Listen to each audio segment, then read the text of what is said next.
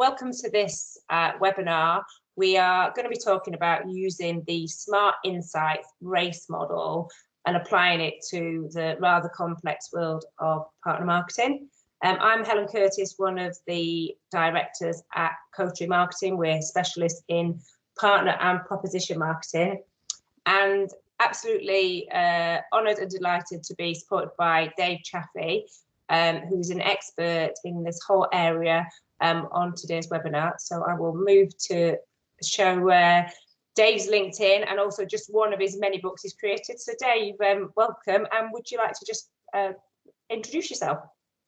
Yes, of course, Helen. Yes, thanks for inviting me. It's been really good to work together on how we can apply the race framework to the sector that you and Coterie are involved with. So I'm a digital marketing specialist. I focus on strategy, as you can see from the book there, but also planning, use of analytics, and really data-driven marketing. So hopefully you'll see how we can apply the race framework as Helen and I talk through it.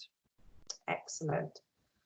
So yeah, absolutely. So in the next sort of 15 to 20 minutes, what we're looking to do is walk through how we apply race in the world of partner marketing. And as Coterie, there's a choice of different customer journeys, but we really like race because it's really simple and straightforward to use. And also it's been embraced by the Chartered Institute of Marketing, which is fantastic because that then means that, lots of the people that we're talking to about this understand it. Yeah, and I think it's really important just to stress that this is, even though it's digital, whenever we use it, we're integrating the offline elements, Dave. And I know you've said, it's very much about an integrated journey between online and offline as well. Yes. Excellent. And then just to bring that to life a little bit more, here's an example of the customer lifecycle framework for race. So Dave, how come you kind of built on and created this model? What was the driver behind that? Yeah, what I wanted to do here, we've got a series of infographics looking at the customer life cycle, because I think with effective communications planning today, and with there being so many different channels, it's really important to put a customer-centric view on your planning process and audit your current communications, look at what competitors are doing. So I created this because it gives you that visual view across race of the type of interactions and touch points you might have. So the reach activities such as search and content marketing, LinkedIn, happening off-site, and then the on-site activities, as we've just said, being around getting people on the right customer journeys on the website, remarketing so we can generate leads, perhaps involving influencers as well, and then the convert stage, very often that's where you have more offline activities. So although we're looking at this example now, this is been amended by the work you've done in our workshops together, Helen. I think it's it nicely illustrates, as you say, brings it to life of how it works in the real world, if you like. Because what I'd recommend is doing a gap analysis. You could do a visual showing your specific activities that you have now, and then you can add on look at what you could potentially do as well. Maybe review the touch points that competitors are using, the types of top, middle, and bottom of funnel content they're using, and then see how you can up your game to use more of the right types of touch points.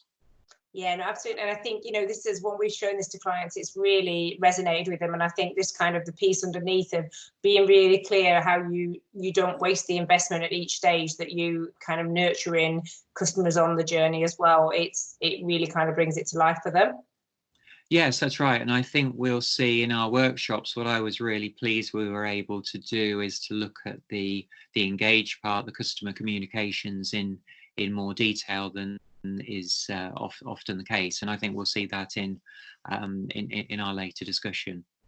Wonderful, excellent. So I guess the next stage is we took this away, Dave, after the fantastic sessions that we had with you, the training and the workshops, and we started to apply it to our clients and the partner marketing world. And it got a little bit complex. And the reason it got complex is, I guess, just because that's the partner marketing world. There's so many software companies, it's growing and it's evolving and changing. And I love the fact that it's something like 75% of world trade flows in directly. So, it's huge. And this picture we put together, we've adapted, shows those level of complexities that you've got your vendors with the hardware and the software, but also a lot of them now are doing it as a service. So it could be software as a service or infrastructure as a service. And in that instance, it's going direct to the customer. So some of these stages here have been potentially lost. Distribution has an important role, but in some instances, that's not the case if it's a large systems integrator or service provider. Not all resellers are the same. You might have a really small reseller in America or in the UK, and then you might have a major global telco or a global systems integrator like an IBM or a Capgemini or an Atos or somebody like that. Or you might have a business process outsourcer. So again, not all resellers are the same. And then ultimately, that software or hardware or infrastructure is being used by the customer, so an enterprise or a public sector organization, and eventually it makes its way to you or I, to a consumer in a retail store or a customer for a bank. And across this scenario, there's the classic sell to, the sell with, and the sell through. And I used to work for Intel, and Intel are fantastic at then thinking about, well, we're here, but actually we want to influence the end customer and the customer here. So how do you influence to make sure you're seen to be a really key ingredient? And you're buying a laptop, how do you want to make sure that actually, I'm specifying I want to make sure I've got an Intel processor in it.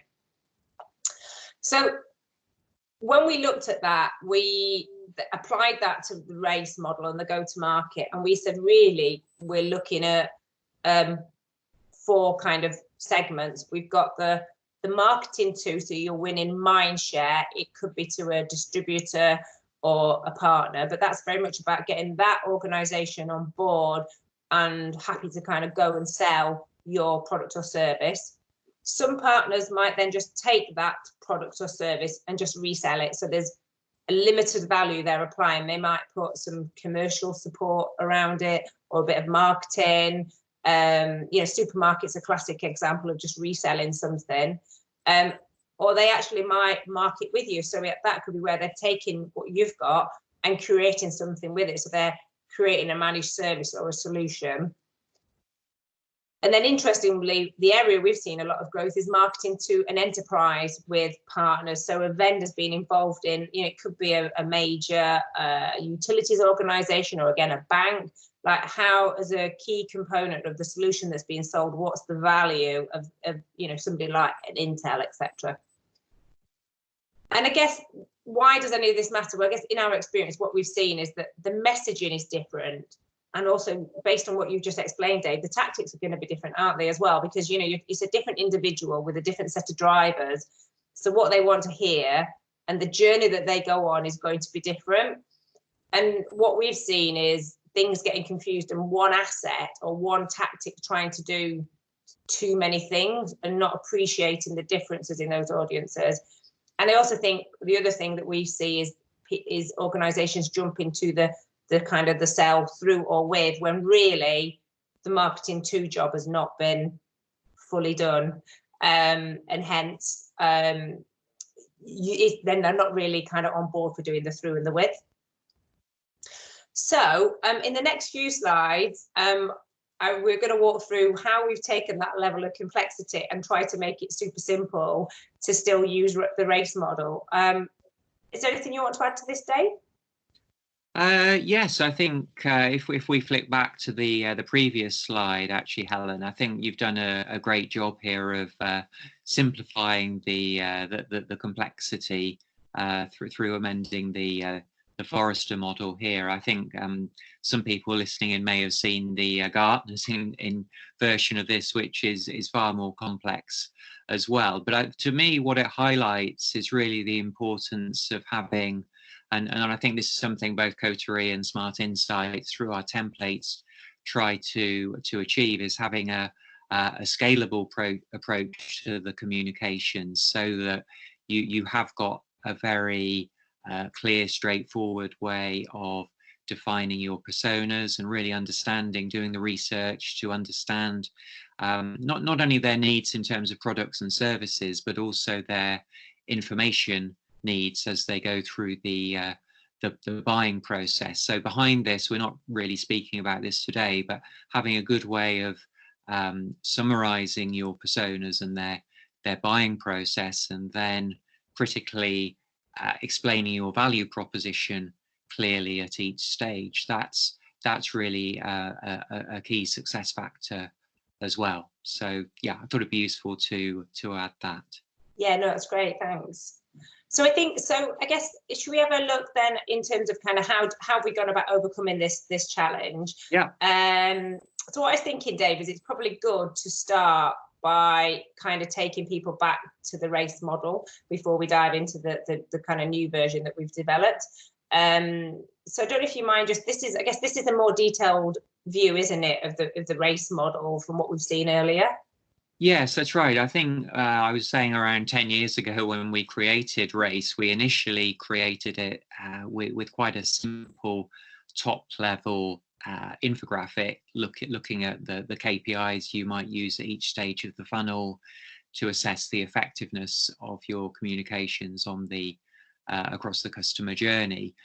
But what we've done as we've developed our learning platform, and again looking to simplify as far as possible, is we've created what we believe are the 5 key marketing communications activities you need to work on at each stage of RACE. So we sometimes call these the jobs to be done, and we'll talk more about these at the moment.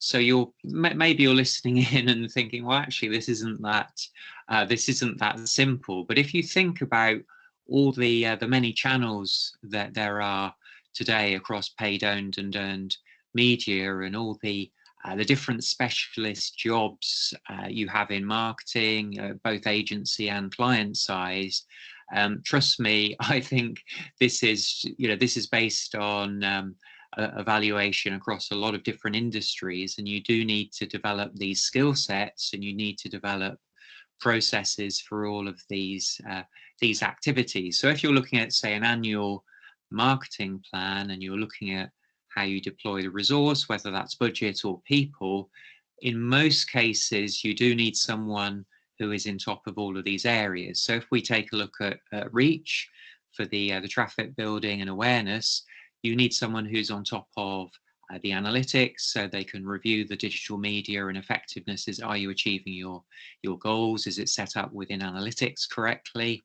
Then we've got organic and paid search marketing. We've got earned and owned media, including PR and influencer marketing. We've got paid media, which might be Google Ads, might be LinkedIn, social ads, and then we need to bring that all together in a planned approach. So we need a customer acquisition plan there. So that really goes through at each stage of act, convert, engage as well, that these are the core competencies you need to develop, and what you need to take the right budgeting decisions with partnering.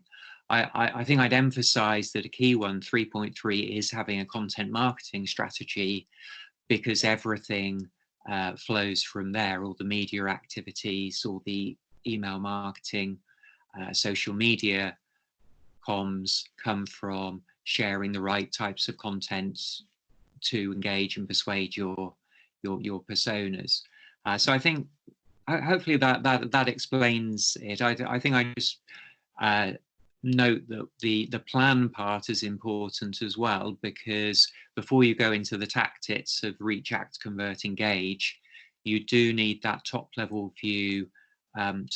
Often you need to justify, make the case for investment in digital marketing and new governance processes, and that's where you need this long-term plan to make sure that you've got the right resources and structure in place, and MarTech as well. So you can see there under the 1.3 strategy, there's all those governance issues that need to be agreed between a vendor and their partners as well. So yeah, hopefully that simplifies it, or at least it explains why it's as complex as I think it needs to be. Yeah, no, thanks for that, David. I think this really works for us as well, because I think it breaks down something that is complex, but actually makes it simple, and it's a great way as a kind of process just to kind of keep you honest, to make sure you're not missing anything. The next slide was then, I guess, in the attempt to kind of simplify it even further, Dave, is we kind of talked about moving this, and one of the things that you've evolved is then looking at this kind of idea of jobs to be done. I think as marketeers, we've got, so much to do, very short on time. That's great. How do I break that down even simpler into kind of the jobs that need to be done? And this is based on I guess, a bigger principle, isn't it, around this kind of jobs to be done. Dave, do you want to talk us through that? Yeah, that's right. Jobs to be done framework, sometimes called open innovation, was actually developed, I think, in the pre-internet age, or certainly in the 80s, late 80s, early 90s, by Anthony Ulrich. So he actually uses it as a way of understanding customer needs in terms of products and services. So how do your customers, what are the tasks they need to do with a particular product or service? But here we're actually applying it more to the jobs that need to be done within the marketing team, both for the vendor and different types of partners.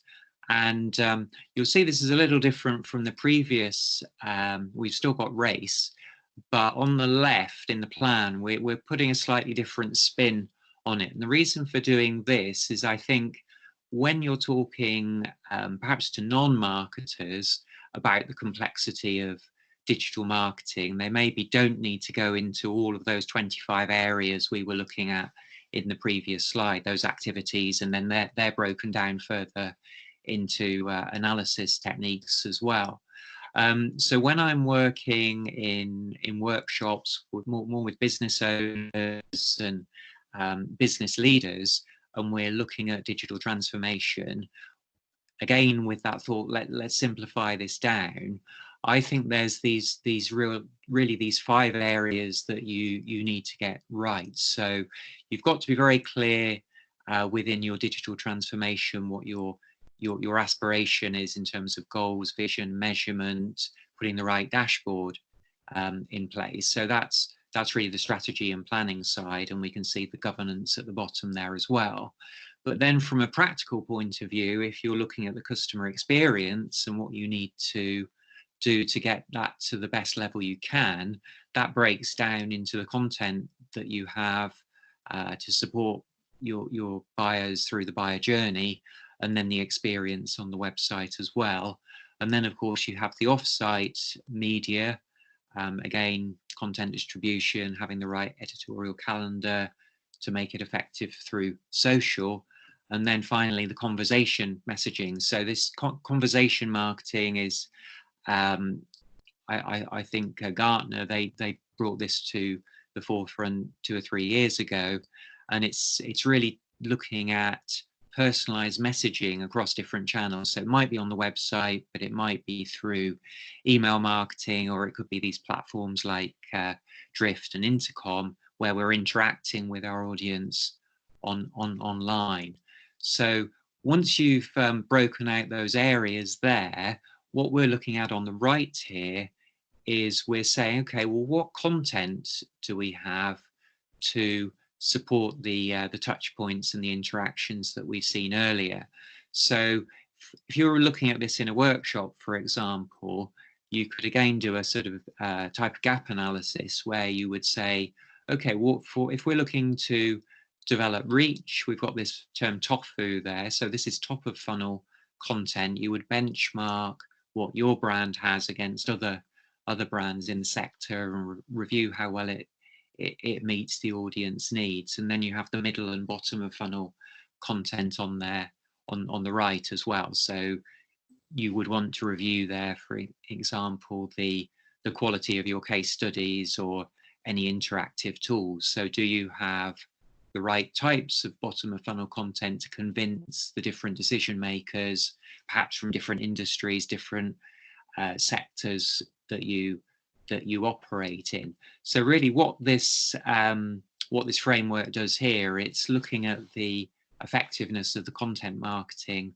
across the customer journey, but also looking at how that translates into using the media for content distribution in that row as well. So it's a great way of having a discussion, I think, across the whole of modern marketing, and looking at what some of the opportunities are for improving your approach. That's why I think it's worth doing the gap analysis here, Helen. Yeah, no, absolutely. And I think, and so this works really, really well for us. And this is something that we've been using with our clients. And it's great because what it stops you doing is doing like islands of activity. And I think in the partner marketing world, there's a danger of that happening. There's an event, or, you know, we're going to do some kind of digital campaign.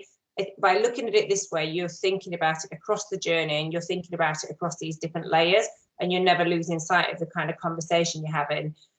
So I think from that point of view, it's worked really, really well for us. I guess then what we then said, Dave, is as we were working on these, is actually who was our target audience and persona and segment, and how did this vary? So the kind of final slide that we've got in the model was almost a bit of a checklist, really. And I guess, and it's an eye chart, but there's a lot in here. The bits in the middle will change over time, but they are there as a kind of useful guide. Really thinking about kind of the market too. So say you're, for this example, you're a cybersecurity software vendor. You're selling to distribution or a reseller, so it could be a large global telco or systems integrator. One of the things is making sure that you've kind of done the must-to stuff. So what's in it for them, and what would the tactics be? So a lot of in the reach stage and the TOFU is actually about sales enablement, and some of that is offline, but actually quite a lot of it is still digital. You know, is it podcasts to influence those partners? What are the keywords that you're going to do to recruit that partner and recruit people within that partner to be on board with your product or service?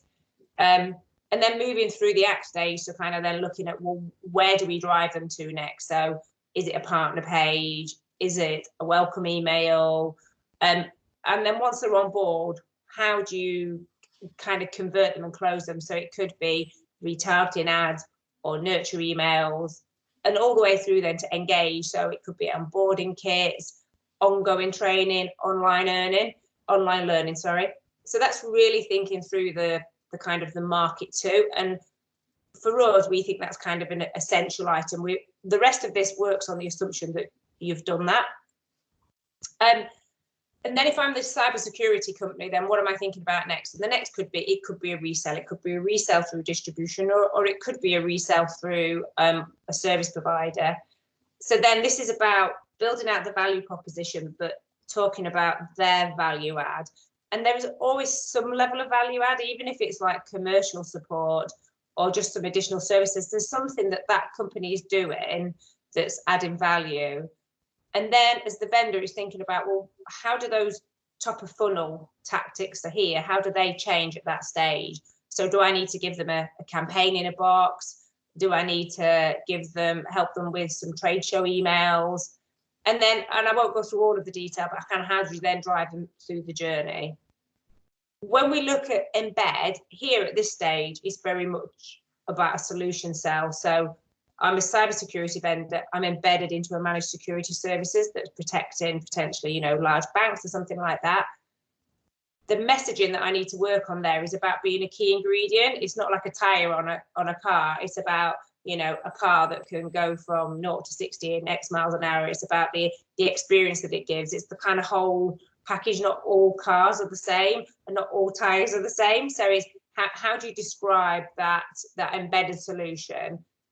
And the marketing tactics across all of these stages need to be quite different now, because you're talking to a very specific segment. So the material that the partners needs to be very much more in tune with the audience that they're going to.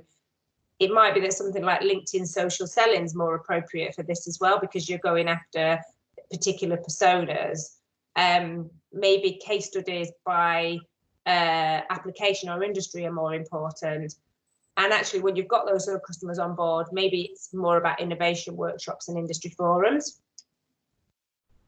And then the last area is embed, which is something that we've seen emerging, which is this is the growth of account-based marketing, bringing your ingredient vendors into that journey with you and talking about the value to one specific end customer is definitely a growth area. And again, you can apply the same principle to it, talking about that individual organization, and it could be ABM based advertising, very much more kind of personalized information. The idea with this really is to take the layers of complexity we've already talked about, and yet all of the goodness of the race model and the ability to kind of simplify things and bring those two together. So you can think about, you know, what am I trying to do across the customer journey? Which stage am I at? And then you've got here some ideas and examples of the kind of tactics that you might want to think about to support the overall strategy. You can still take, in my mind, Dave, the slide that you just showed previously and apply that to one of these areas. But I think the starting point is being clear about, is it have we done the market to? Is it a resale? Is it a market with, or is it a market to an enterprise? Is there anything that you want to add to that, Dave, or anything that I've not covered? No, I think you've covered it well, Helen. I think perhaps one aspect which is interesting to discuss with the when you're marketing through partners, it's really quite it's relatively straightforward if you're marketing direct to the audience. Because you can break out your activities today, you can break them out into your always on activities and your campaign specific activities. So just to explain what I mean by always on, that would be where, for example, there's always someone searching, so they're showing interest in a product or service, so they're using Google to find what's available. So that means you've always got to have a presence across organic and paid search, and perhaps social media as well, because people are looking to see what different suppliers are saying. With email marketing, again, once you've got an automated lead generation and nurture program, that will be happening all the time. But what we need to layer onto that is the campaign activities through partners, which are specified over the year. So where it's campaigns about particular needs or products or promotions even. So yeah, I just it's the risk of making it more complex still. I'd be interested to know, when you're working with partners, would you say you're focusing more on the always on or more on the campaign, or how do you manage that tension between the two activities? That's a great question. Over the last 12 to 18 months, it's shifted more from campaigns to being always on. And I think in the recognition, as you said, is that the customer that you're targeting, you know, you might be going after 2,000 contacts. They're not all looking to purchase at the same point in time. And actually, how do you make it so that it's always on, such that whenever they're looking for it, they find it? I think there is still a desire to do campaigns, and I think where there's face-to-face events and things driving it, then it becomes more campaigns. But there's definitely a massive shift toward the kind of always on approach. Yes, I agree. Cool. Wonderful. So I guess, you know, we're going to make this available. So when you see the links from that you've kind of clicked on to watch the webinar, you'll be able to kind of click through and download these templates and have a look at them. They're food for thought, they're living and evolving, but they're a really great guide just to think about the race model and these kind of different layers of partnering. And then I guess in terms of kind of what does that look like, you know, here's some examples where we've taken really similar messaging and we've thought about, you know, the selling to at a really simple level is about making sure, you know, it's winning mind share within that partner, the newsletter. This would probably be more at the engage stage where you're kind of keep them on board. And then selling through, they're on board, they're bought into it. How are you going to enable them to go out and kind of sell your product or your service? And so it could be something like a, you know, a simple kind of whiteboarding, or the selling with. So again, going into much more detail kind of fact sheets so that you're really going into the particular challenges of a particular organization. I guess, you know, the point here is that one size doesn't fit all, but you can get some synergies, and we've kind of called this convertible content. So how do you take the content you've got and how do you convert it and think about it for the different audiences?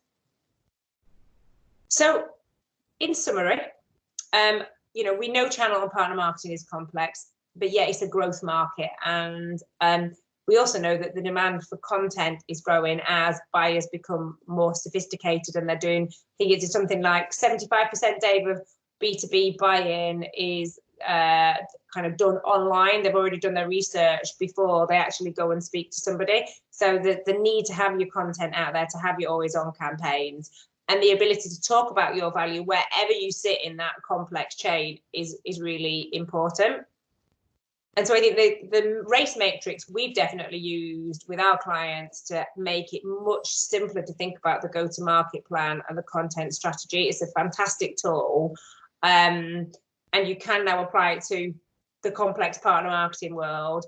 We're not suggesting that you making lots of separate different pieces of content and plan. There's definitely synergies across the different layers. And I say it's convertible content, but it's not one size fits all.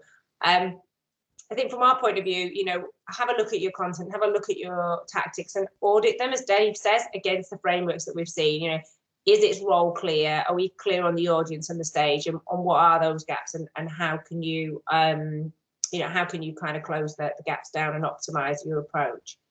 So that's the summary from me. Dave, any closing words from yourself? Just to reiterate, Helen, what you said. Hope people who've listened have found it something they can apply, that they take a look at auditing their own approach, look at what competitors are doing as well, because I think that the framework is useful for that competitor benchmarking also. So yeah, I would just say thanks for listening. Hope that's useful, and feel free if you want to connect, ask me any questions on LinkedIn, or follow my updates on there. LinkedIn is probably the best place to head. So yeah, that's my summary. Wonderful. Thanks, David. Yeah, we really appreciate you supporting us with this webinar and for your insights. So thank you very much. I've enjoyed it.